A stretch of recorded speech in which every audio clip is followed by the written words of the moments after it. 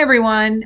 Today I want to address a few comments that I've received from people, and it's about being found on Etsy when you're using search tools.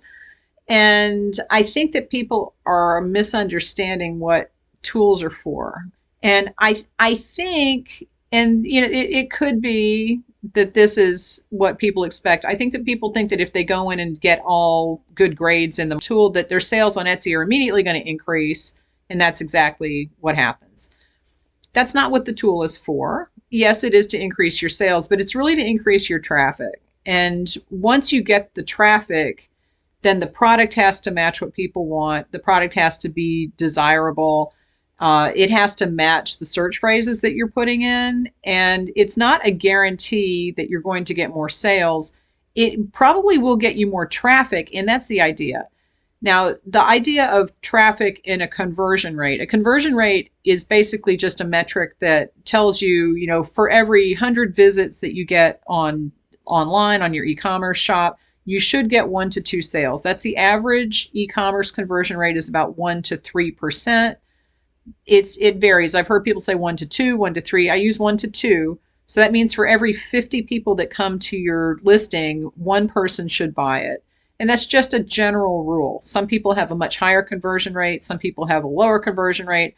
But once you have been online for a while and you can see what is your average conversion rate, then you can use that as kind of a guideline to say, okay, I need about 100 visits before I get 1 sale. I need about 200 visits before I get 1 sale. It's going to depend on your listings.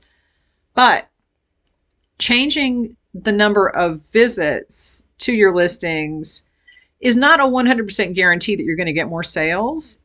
Mathematically it should, but if you're doing it wrong and if you're putting the wrong keywords in, you might get the visits, but then if the keywords that people are searching for and if the titles of your products don't match up with what your product actually is, they're not going to buy it. So when you're using any tool, it doesn't matter what it is. But when I see people say, I used this tool and my sales didn't increase, I think to myself, well, you're looking at the wrong number. You need to see if your visits increased, and you need to look in the keywords that brought people to your shop. What were they? And are they accurate? Because if they're not, then people are coming to your shop more frequently because you put different keywords in. But then the keywords might not be lining up with what customers expect when they get to your shop, and that's why they're not buying. Changing your keywords does not guarantee sales. Changing your keywords will change your traffic. But then what happens when customers get to your shop and they see the listings? That's what makes them buy.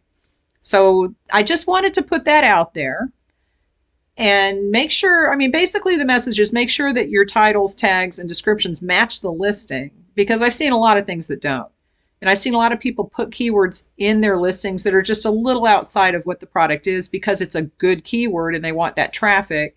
But that's not going to make people buy it when they get to your listing. They're going to see it's not what they're looking for and they won't buy it. So just be aware that everything needs to be accurate and reflect the actual product when you're choosing keywords. And that when you're using any tool, regardless of what it is, it could be your brain, you could be making things up. It could increase your traffic, but if you're not doing the next step right, it might not increase your sales. Leave me any questions and I will talk to you later.